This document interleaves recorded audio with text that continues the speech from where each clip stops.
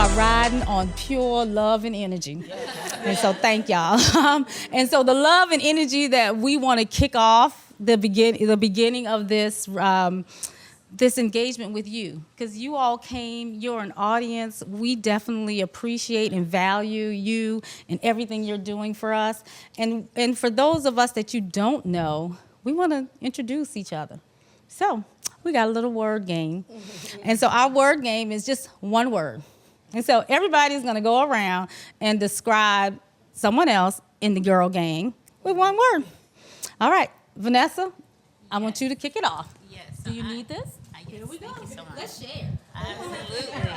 Okay, so I am kicking it off by sharing my one word for Lauren on the end. Lauren. Lauren, I've known her probably the least amount of time in the group, but every event that I have been to for Chantel, I've noticed that she has been there. So that's the word that I chose for you, Lauren. All right, I'll pass it to. Yeah, and so for Vanessa, I chose the word uplifting, because every time I see Vanessa and I talk to Chantel about Vanessa, it's all about how uplifting in the spirit that she has, that she gives back to people at work and her sisters here in support of their careers and their personal development.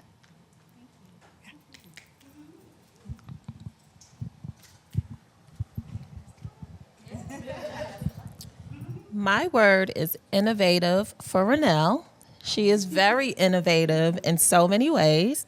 I met Renelle through Chantel, and Renelle has given me one of my mommy practices when she said, girl, get a minivan. And I got a minivan, and my life has been good ever since. My word for Jazz is everywhere she goes, she is sunshine. And even though she's from New York, we are sunshine, despite what you have heard. And Jazz she started a girls group, and she has been able to pour into the young ladies sunshine. Well, my word is wisdom or wise to describe Tanya. Tanya is full of practical wisdom, encouraging things. She is just exudes and pours out wisdom in all that she does and says. And it's been a blessing to know her through Chantel. Well, my word for Danielle is, whoops, wrong one, sorry. Optimistic. There are things when we were on our regular calls that we would say, and we would say them one way, and then Danielle would soften it every single time and give it this optimistic spin. And then you would say, oh, I should have said it that way. Why didn't I say it that way? She has such a way with words, and every time she enlightens you, every time she shares something, there's this spirit of optimism that just runs through it, and you know she really feels what she's saying. So. All right. My one word is describing Tiki Barnabas. And that's how so my word is accommodating.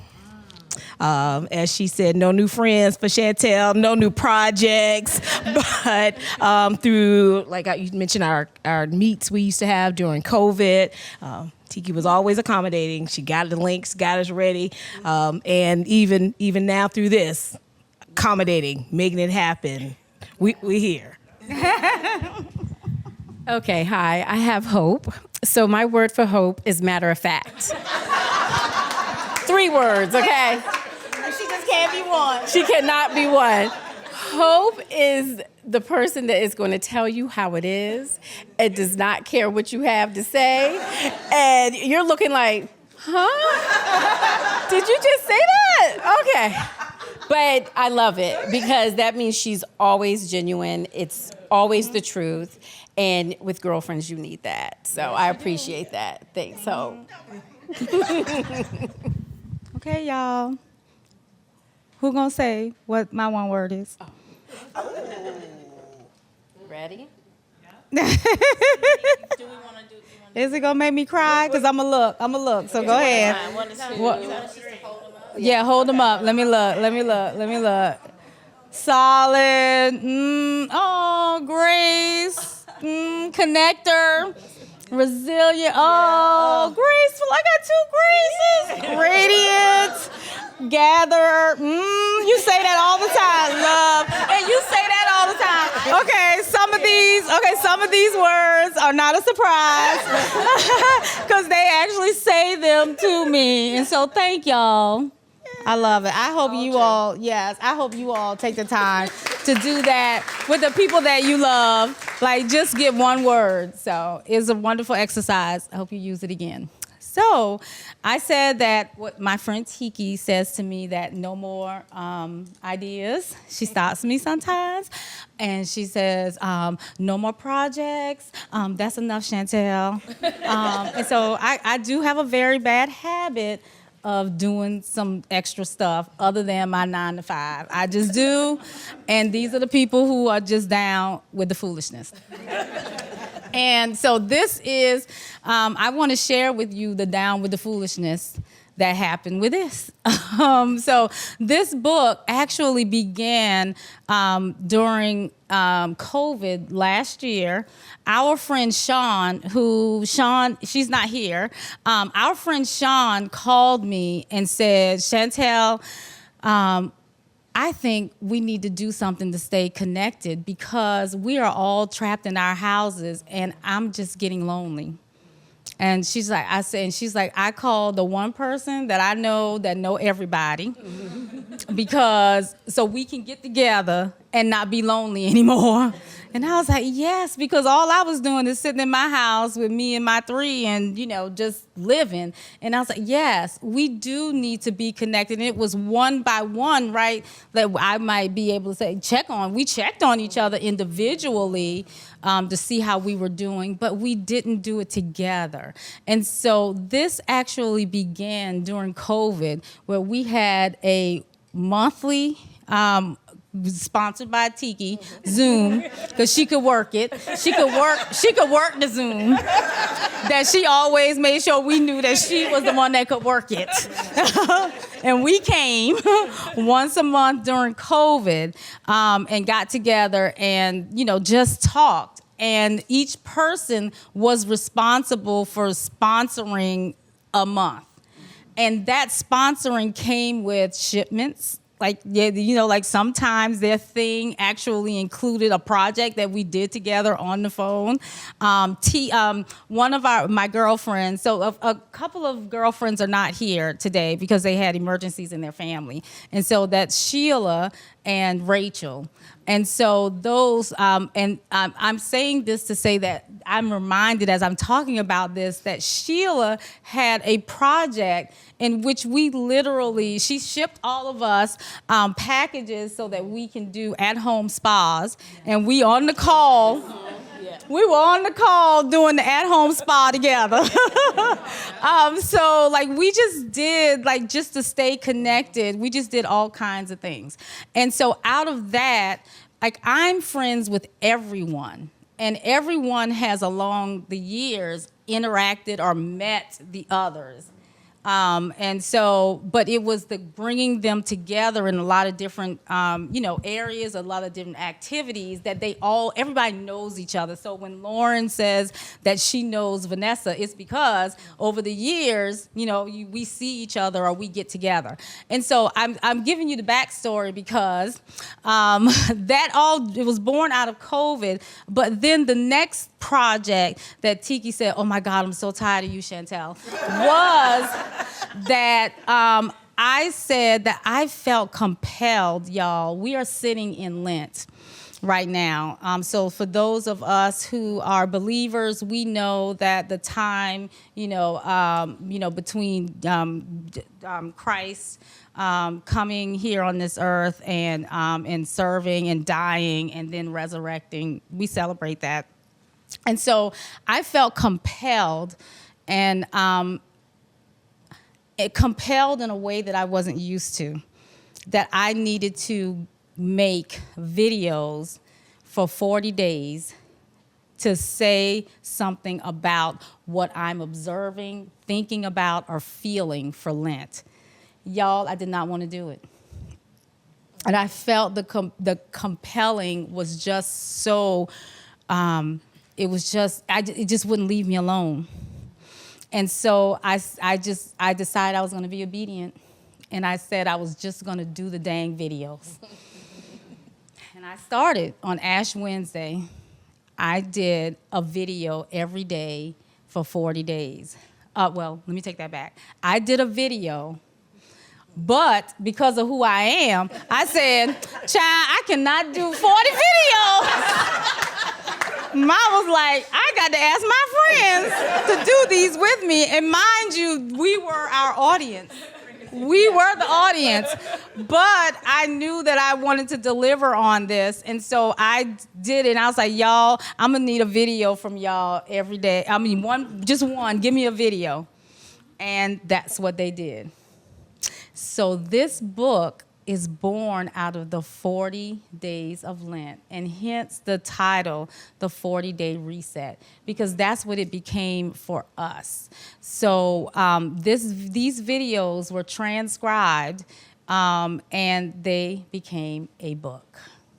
And so you are now about to take part in the journey that we did last year doing Lent. So this is 1 year, y'all. And I thank y'all so much for being here, because we did it amazingly. And just a year later, we did it. And so we're really proud, and we're glad that you're on this journey with us. And so thank y'all. I appreciate that. And so when I think about it, I had a star player. Tiki played. But I had a star player. Yeah. Okay. No, you were Tiki played. Okay. Because you know she always trying to manage me. So she played my game. So she recorded her video. My friend Danielle recorded 3 videos, because when Tanya talks about the optimism, like, she really is driven like that. And so she guided us multiple times on this 40-day journey, that she just like, I just feel compelling too. I feel compelled, Chantel, will you please allow me to do one more video? I'm like, yes, girl.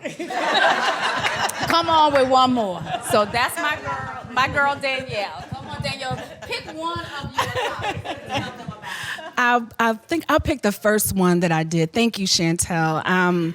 You know, I have struggled the majority of my life with unworthiness due to a lot of circumstances of some different chaotic childhood that I had, abandonment issues from father and mother.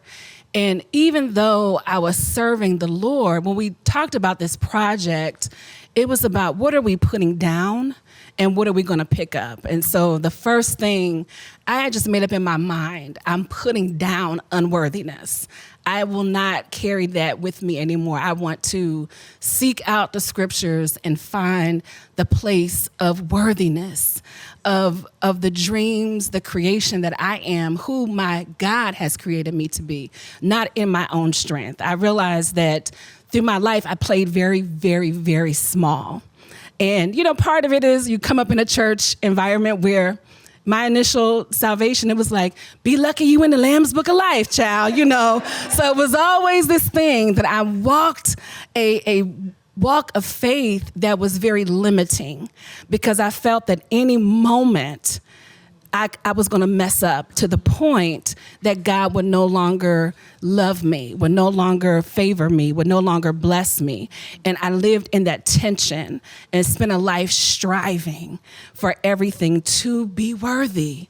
And it really led me into a lot of unhealthy decisions, because they were made from a place of insecurity, a place of pride, because again, I felt like it was all on me to do these things. And so that was my first video that I'm just releasing that, and I'm putting that down, and I'm not picking it back up. And I am worthy, called out the worthiness in this circle.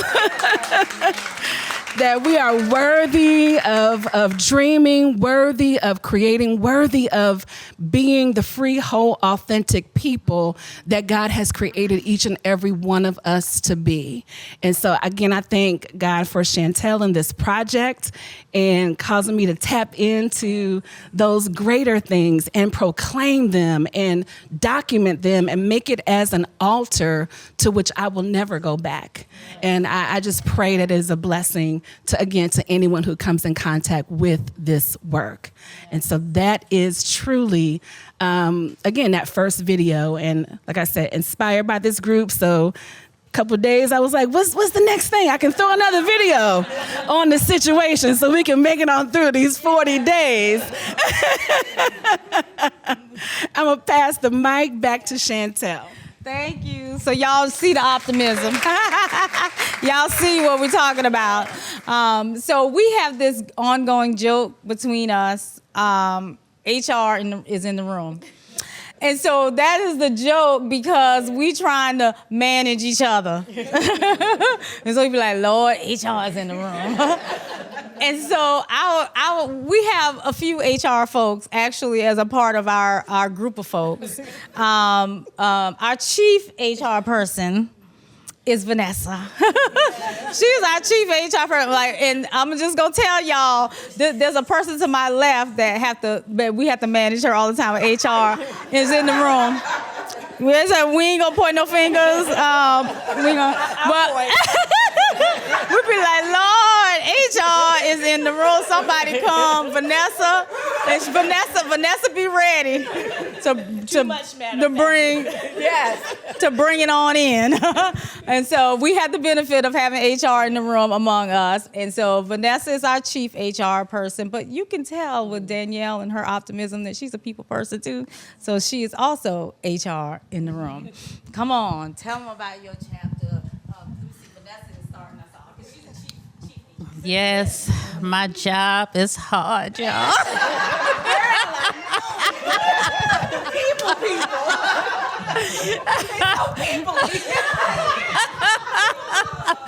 Oh, Lordy. So I'm gonna go the opposite a little bit. I didn't put something down through this Lent project. I actually picked something up. And that was one of the things that Chantel shared when she kind of talked to us about Lent last year was, think about it both ways. So I picked up remembering. We were in post-COVID more so than the years prior, but it was still a little, And so I was feeling, and I don't know, maybe it was that I'm a woman of a certain age now, and anxiety, they say, is a part of the life change that you go through. But I just felt a little bit more anxious than I was used to. And I'm like, well, what is going on? And so in that moment, of Lent, I started reading James and just kind of checking myself out. And there was definitely some things in the book of James that kind of made me check myself. But then even through that, it still pointed back to remembering the goodness of God. And to have mercy on myself, to give myself grace, to remember how God has gotten me through the insurmountable things, remembering how he's blessed my family members, my daughter, even in that moment where we were in a waiting period for things. But just being able to remember God's goodness was just something that resonated with me. And so my chapter is about remembering and just understanding the blessing in that, and not just your memory, because the word remembering is an action word, so it requires something. So to me, that says you have to do something to remember, and that doing something is remembering that God is our source. So the word of God is what we should be going back to, the action that we should be taking to remember his goodness. And the one thing that I also kind of learned about, just the situation that I was in is that not just for me, but for all of us, one of Satan's greatest weapons, I think, is trying to keep us from remembering. Because then that's when your fear sets in. That's when your anxiety sets in. When you go through something and it's similar to maybe something you've gone through before, but for whatever reason, you're not remembering how you got through it.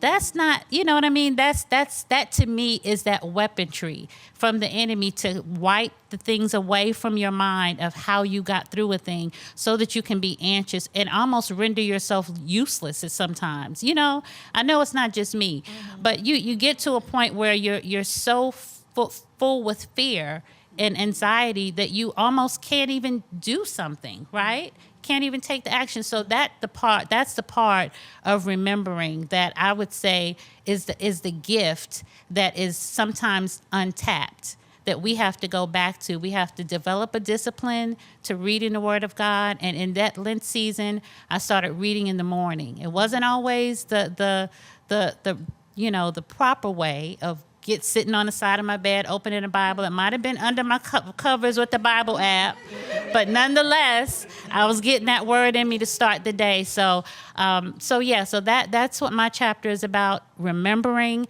and using it as your weapon, to refuse to forget and not allow things to push you in a space of fear and anxiety. So I will pass it back to you. So the HR people, we are compliance people. We make sure that everybody is doing thus and so. We know the policies. We know how to ensure that things are happening as they should in our organizations. And if I'm being honest, I operate like that in life in general. I walk the fine line of judgment sometimes. I just look like, why would they do that? They see the sign, put your cart back, all these things. I'm out here pointing out all these things. And during the time of this Lent season, I had to move out of a home I was renting. It was a townhouse, 3 levels. And they had come in to look at some things, getting it ready to put on the market. And I was running up and down those stairs. And by the time the realtor left, I was huffing and puffing as if I was going to fall out. And as soon as I stood there, I heard the Lord say, "What about your temple? Are you taking care of your body? Do you not know your body is the temple of the Holy Ghost?" So while I was pointing the finger at everybody else about everything, the Lord had me pointing that finger right in the mirror at myself about the ways that I had just let the COVID-20, not even 15, the COVID-20 hop up on me, and I had every excuse about menopause and, I can't get out, and I was going through some things, and I had to put those excuses down and recognize that God can give me the strength and power to do what I need to do to move my body, again, to fulfill the things that I believe He is calling me to. I need to be able to be well and be healthy, and again, not be out here huffing and puffing like I can't carry on and run on and see what the end is going to be like. And so I just thank God for igniting that fire in me to keep my health and wellness at the forefront of this season of my life. And I'm passing the mic. Thank you, Danielle. Okay, so yes, you can tell in this group, we got a variety of folk up in here. I got to tell you, sitting beside me are the 2 people that keep us laughing because, they just always on some stuff that's happening. And they just always got a good laugh, or they're also, it's a word, self-deprecating, where they make fun of themselves. And because they make fun of themselves, it just gives us the release to make fun of the things that we're not awesome at in life, because they live very my knees hurting. That's what's happening right here. And so we we all limping because our knees hurting too. And as a matter of fact, the foot category back here, my foot hurting too.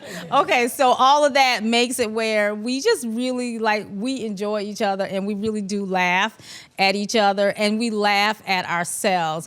And leading this is Hope and Tiki. right here, my two beside me, they are our funny girls. And so you'll see in their chapter that they're going to make you laugh. So I'm going to start with Hope, and then you can, come on. What's my laughter? I mean, I laugh to keep from crying. Yeah. I mean, to be honest, I mean, sometimes the tears just want to flow. And I mean, what it is. And speaking of crying, I'm like complaining. So we're talking about giving up. I was like, you complain too much. You know, you have so much more to be thankful for than what you're giving yourself credit for. And just the way of the world. I mean, during COVID, you know who was leading. So it was easy to stay in this season of complaining because you're watching the news, you're on social media, I was just filled with, oh my gosh, this is too much. I also teach school. So that was a shift from being in front of, the classroom to, okay, now go online, make it work. Be excellent at it. So I was just complaining. Oh my goodness. And I just thought, you gotta stop. You just have to let that go and move to a point of positivity. And these girls know, I'm funny because a lot of my funny was some of the complaints of the way of the world. Like she said, the buggy not going back. Oh, I mean, my neighbors. Play-by-play. But then again, like you said, turning to the word of the Lord and thinking about all of the goodness that has come and all of the things that I have been fortunate to have overcome. I nearly lost my life, like right out of high school. It was just like, what the world? How is this happening? And I thought God has brought you through that. You remembering. You just have too much to be thankful for to be doing all this complaining. So when you read my chapter in the book, I hope it brings you to a season of remembering too that there is so much to be thankful for and grateful for of what the Lord has done for each of us in our lives, big or small. So that's it. Less complaining, and I'm still working on it. It's still a work in progress. It's still a work in progress. So we hold each other accountable. We do. We definitely hold each other accountable. She's definitely good at that. Like, okay, Hope, that's enough. But it's definitely a work in progress. So I mean, release it. We all kind of probably are there. Sometimes you're probably thinking, yep, I complained this morning driving here about something or somebody or something not being right with your own life, and a lot of it was just about what I was complaining about, that I wasn't getting done, that I felt I was needing to do a lot of it, just giving myself some grace as well. So grace to all of you. All right. Well, thank you, Hope, for that. So, I'm getting a lot of pressure being the funny girl because my chapter of the book is not that funny. So, during COVID, you're home with your spouse, you're home and kids around, and everything irks you, and you're just like, oh my God, do I want to catch COVID and go outside, or do I want to stay in the house? Well, I found myself being really sensitive during COVID. And I was just like, what is wrong with me? My husband could just say, I could ask him, can I have a piece of gum? And he's like, no. And I'm like, what? No. So, I started doing some reading, and I come to find out that my inner child was hurting. My inner child had some issues, child, and it was coming into my adulthood and how I was handling things. So I had to really sit back and think about it, and I had to do some reading on it to see, what's happening, what's going on. So during that time, and then especially during Lent last year, I decided to really work on my inner child and help her heal so that I, as almost a 55-year-old woman, could heal too and not be holding this baggage, from childhood of abandonment. I think Danielle hit on that, worthiness. I had to deal with it. So there was a couple of affirmations that I would say to myself, but you have to get the book to find out what they were. A couple of affirmations that I would say to myself every morning, and I wrote them down on the mirror in my bathroom, and I don't think my husband liked that too much because he's like, I mean, can I just look in the mirror without words? But it helped me, and I think after, that year of me doing that work, he figured out, like, okay, she needed to heal something. And I mean, I worked on it, and I have a lot of work to do still. But I do feel like all of us should look into ourselves and see if there's some work that your inner child might need. I mean, it doesn't matter how old you are. You can always reach back and be like, you know what, I'm gonna help you heal this because that little girl or little boy inside of you needs that. So that's what I did. So when you read my chapter, you'll get those affirmations, and that's a start. Start there. That's right. Thank you, Tiki. That was great.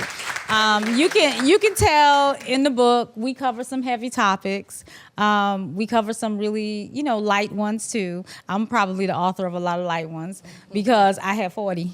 I mean, well, like minus this, I have 40.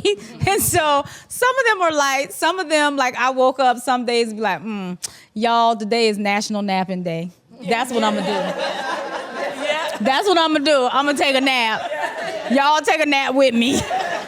That was a light topic day. All right. Okay. So it was because it was very hard over the course of, like the 40 days to work it out.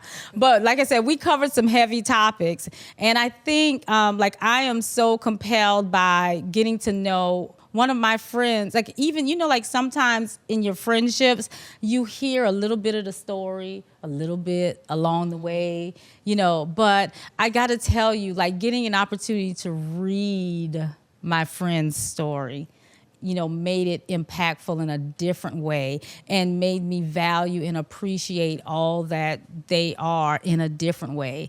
And I think that happened with my friend Lauren's, topic when she covered it because she gives us the backstory. And to look at her and be a part of her life and know who she is, like all of that now came into focus in a different way. And so my friend Lauren covered a really heavy topic, and she'll tell you about it. And my friend Renelle did too. And I think like what they're going to say is going to resonate with you in ways that probably you hadn't thought about. So tell them, Lauren. And then share it with Renelle. So when Chantel told me about this book around Lent, I said to her, you remember I'm Jewish, right? So I will tell you, and everyone can attest in this room that anyone would do anything for Chantel. With that said, for many of you in the room, your faith is maybe very much a part of who you are, or who you've always been. As a child, I went to temple, and I went to temple about 4 days a week. Being Jewish was a very big part of my life, but I never felt the spirituality. I never really felt the connectiveness. I would read responsively and not really feel it in my heart or really understand like the power of God or a higher power. And in my life, I write in the chapter about my father was an immigrant from Argentina. Yes, we're Latino Jews. Don't ask. We are Latino Jews. Grew up speaking Hebrew and Spanish at home. But nonetheless, he was an immigrant from Argentina and came to this country and had it very, very hard. And as a child, I watched him have it really, really hard. And then one day, my mom died. And I really had a very hard time. And the last person I was thinking about was God. The biggest person I was thinking about was myself and my survival. And so my chapter really talks about moving away from self-reliance and how moving away from thinking life was so hard to open your heart to a higher power in a way that, in the words that I needed to learn, in the spirituality I needed to learn, which for me was a lot of different pieces of different religions to kind of form, who I was. And I think most people that know me would describe me as an extremely spiritual, person. But I needed to open my heart, but moreover, I needed to surrender. And that was something that was really, really hard for me because I didn't get it. Like, if I didn't have like a stronghold and control everything, maybe I'm speaking to, if I didn't control everything, then there's no way I was going to trust anything, or especially I was not going to trust God. So for me, that has been a huge transformation in my life, and that I continue to. And as you start to trust, beautiful things happen. In fact, we were downstairs, we were walking upstairs, I looked at the clock, I said to the ladies, 11:11, okay? My friend Chantel, she calls that a God wink, right? Amen. She calls that a God wink, and those show up in my life all the time. So my friend Chantel gave me the opportunity to write my story in the chapter of her book because I had read her story, which I had heard bits and pieces about in the last book that she contributed a chapter. And I said, I need to have the courage to do the same because I have something to say that I feel that other people have gone through in their life and really need to understand what force versus faith is all about. Yeah. That's good.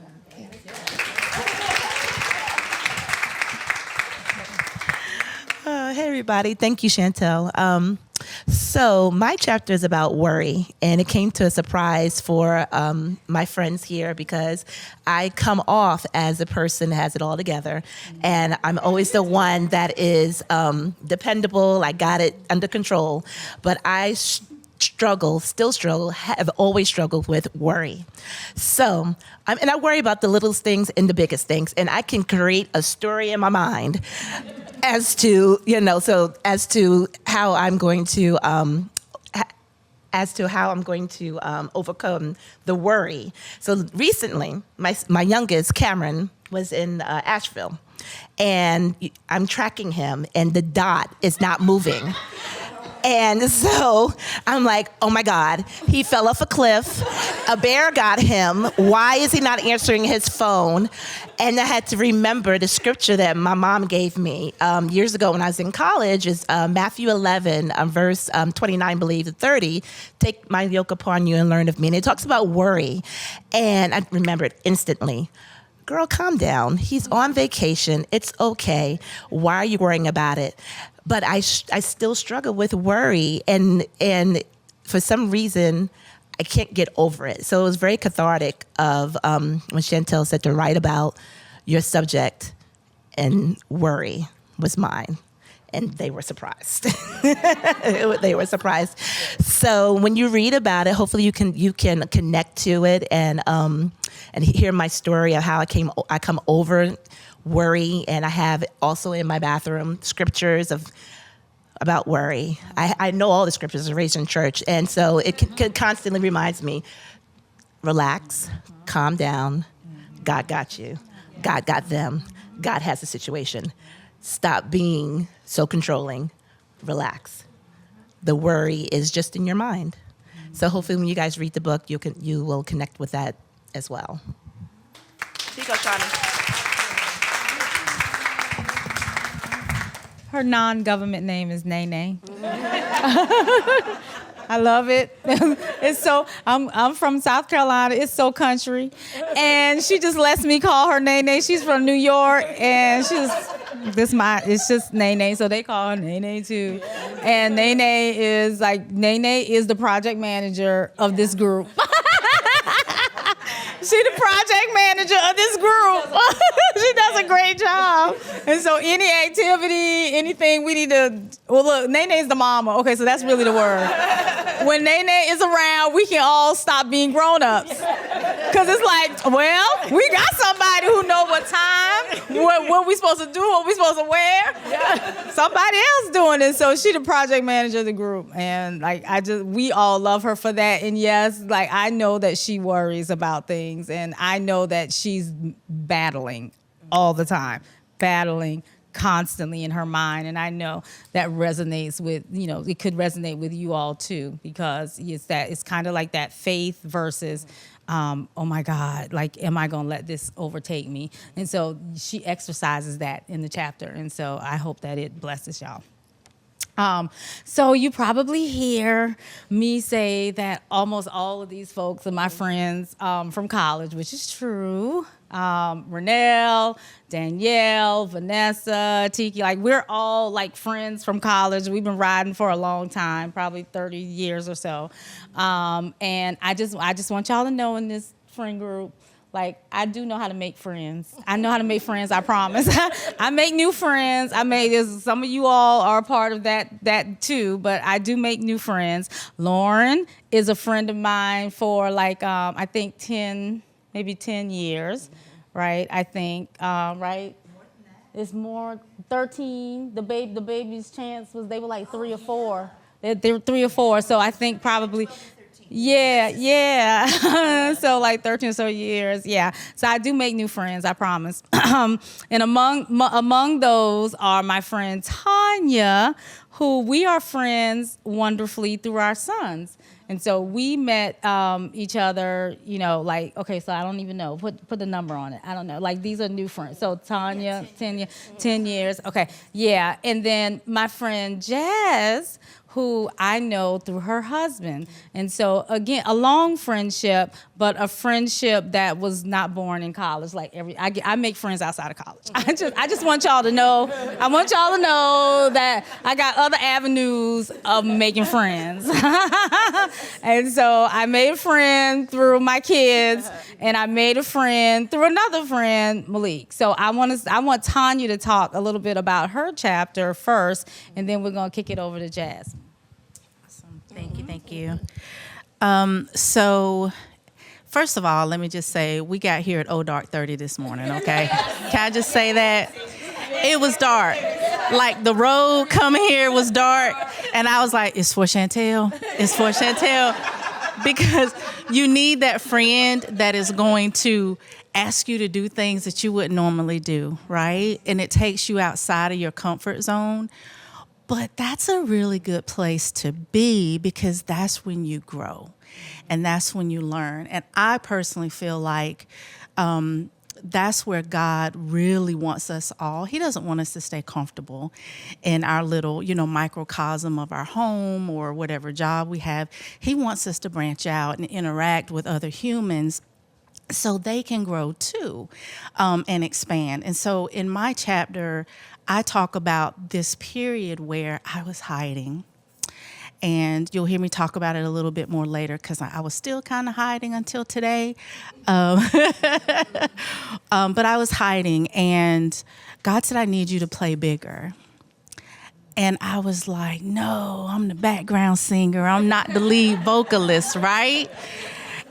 But when God says it, like, he doesn't let up. So if you say, oh, not me, he's going to be like, yes, you.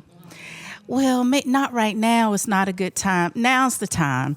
So everything I kept coming back with, he was coming back with something more. And so when Chantel said, I want you to write this, but the first thing I was like, my hair ain't done for no video. She want me to do video? Y'all, I must have done a dozen takes of that video and still was not happy with the video that I sent to her. But it got to the point where I was like, forget it. Let me just put it out there. Let's just see what happens. And what I realized is I was blessed going through that process. Like, I grew and I learned how to create eye contact with the video, right? So you're not looking all over the place when you're doing the video. I learned, and then people were blessed by me sharing my story. So what I say to you, and I won't give it all away in reading the book, but I will leave you with Jeremiah chapter 29, verse 11. I alone know the plans I have for you, plans to bring you prosperity and not disaster, plans to bring about the future you hope for. God's plans for us are always bigger than the plans that we'll have for ourselves. So I just implore any of you, stop hiding. Stop being in the background. Come on forward to be the lead vocalist. It's okay. You're in good company.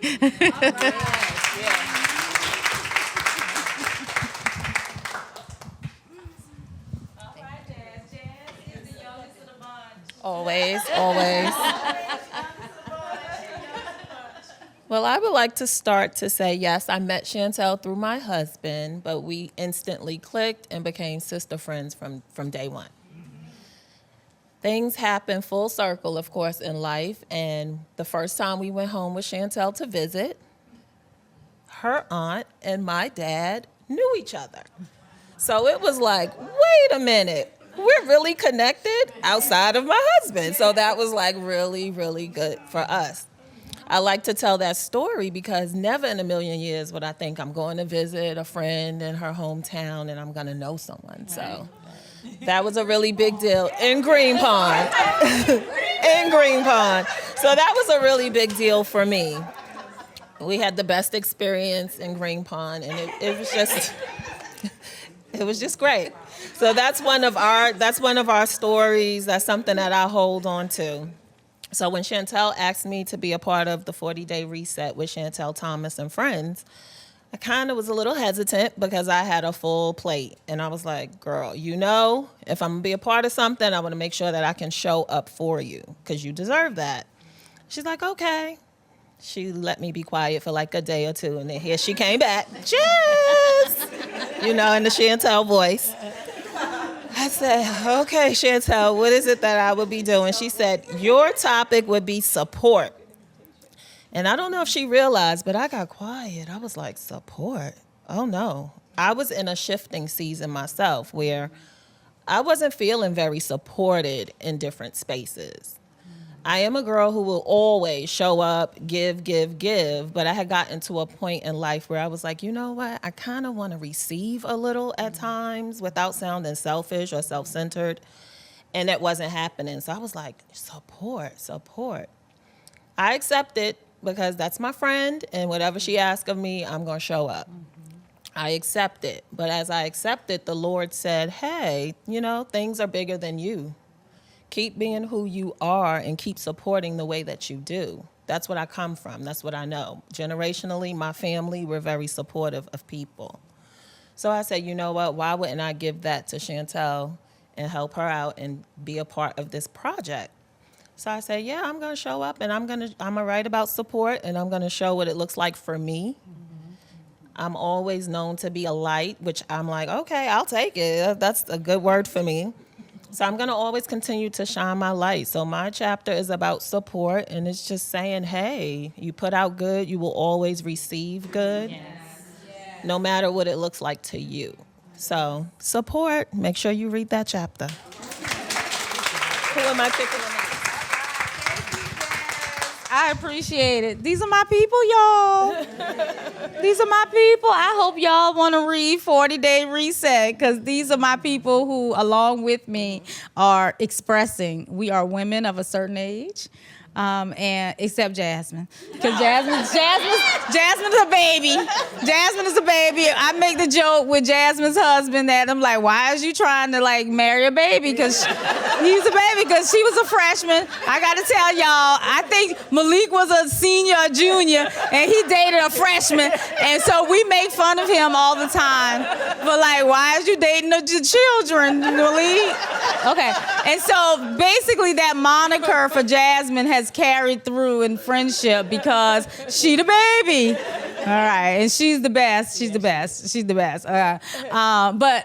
So now you all have heard from all of us. I hope we have interested you enough in 40-Day Reset because it's coming out March 22nd. Thank you for your interest and support for the 40-Day Reset.